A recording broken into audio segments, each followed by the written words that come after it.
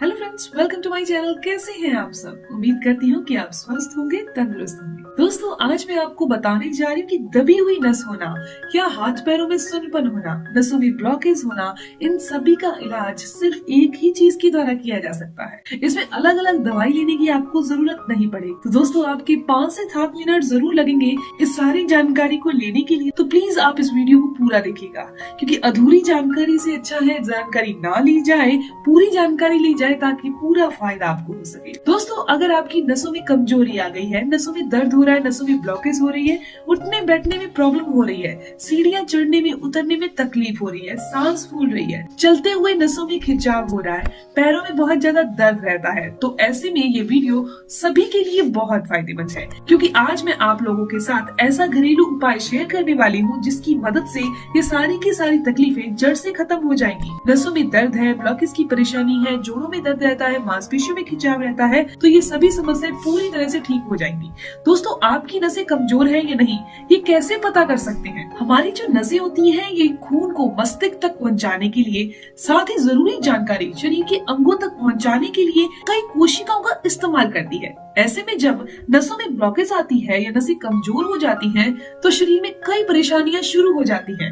हमें शरीर में नसों में और हड्डियों में दर्द का सामना करना पड़ता है, जैसे कि हार्ट अटैक आ जाना, अचानक से चक्कर आ जाना, शरीर में कमजोरी महसूस होना, डायबिटीज हो जाना, गठिए का दर्द होना, ट्यूमर हो जाना। यह सारी समस्याएं नसों की कमजोरी की वजह से होती हैं। इन वजह से आपके सिर में दर्द होना या चिड़चिड़ापन महसूस होता है। आइए अब हम जानते हैं नसों की कमजोरी के क्या क्या लक्षण होते हैं। दोस्तों, नसों में कमजोरी आने पर हाथ पैरों में सुन्नपन होना, झंझनाहट होनी, ये महसूस होता है। पैरों में भारीपन महसूस होता है। ये सारी समस्याएं नसों में कमजोरी आने के लक्षण है। नसों में कमजोरी तभी आती है जब नसों में ब्लड फ्लो अच्छे से नहीं हो पाता, या फिर विटामिन B12 और फॉलिक एसिड भी शरीर में कम हो जाता है। अगर आपको लंबे समय से माइग्रेन की समस्या है या सिर में दर्द बहुत लंबे समय से रहता है, तो आप इसे बिल्कुल भी इग्नोर ना करें, क्योंकि नसों में कमजोरी होने के ये कारण है। ब्लड प्रेशर का बढ़ना, रात में नींद नहीं आना, शरीर में खून की कमी होना, दिल की धड़कन का तेज होना। अगर आपको ऐसे लक्षण दिखाई दे रहे हैं, तो आपके शरीर में नसों में कमजोरी आनी शुरू हो गई है।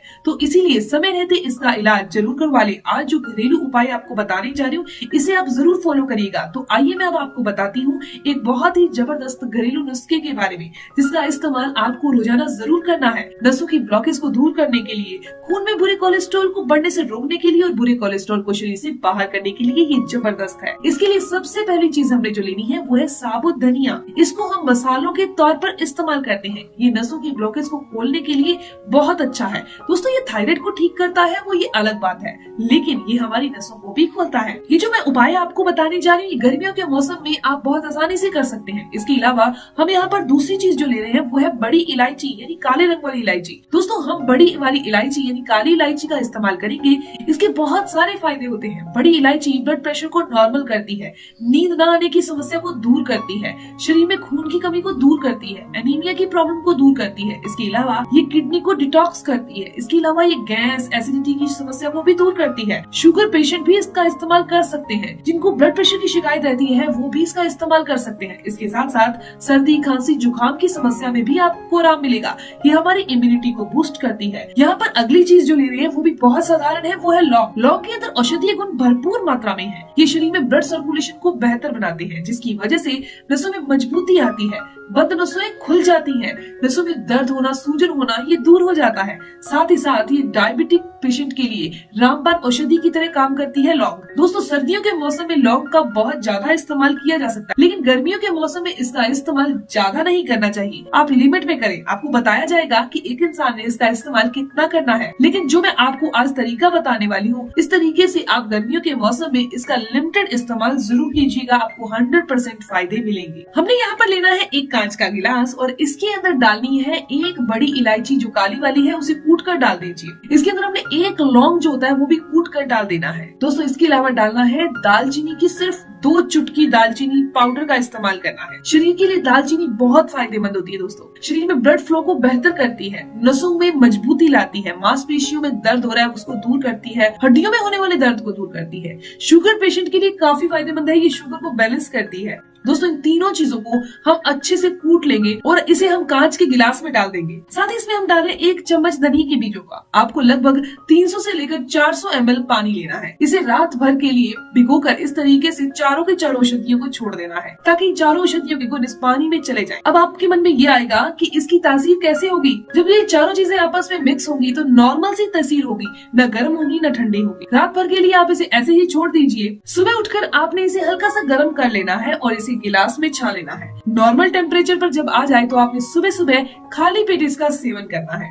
इसको बिल्कुल ठंडा करके इस्तेमाल नहीं करना, यानी आपने गुनगुना ही इस्तेमाल करना है। दोस्तों आप इसके अंदर आधा चम्मच शहद मिक्स कर सकते हैं, लेकिन डायबिटिक पेशेंट है तो किसी भी तरह का शहद, गुड़ या मीठे का इस्तेमाल, मिश्री का इस्तेमाल आप बिल्कुल नहीं कर सकते। तो आप इसे एज इट इज ही सुबह खाली पेट सिप सिप करके पी लीजिए। बिस्तर से उठते सार आपने इसी पानी का इस्तेमाल करना है। दोस्तों उसके बाद आप किसी और पानी को पीना चाहते हैं तो पी सकते हैं, लेकिन सुबह उठते सार इसी का इस्तेमाल करना है। पर ध्यान दीजिएगा, प्रेग्नेंट महिला ने इसका इस्तेमाल नहीं करना, दूध पिलाने वाली महिला ने इसका इस्तेमाल नहीं करना।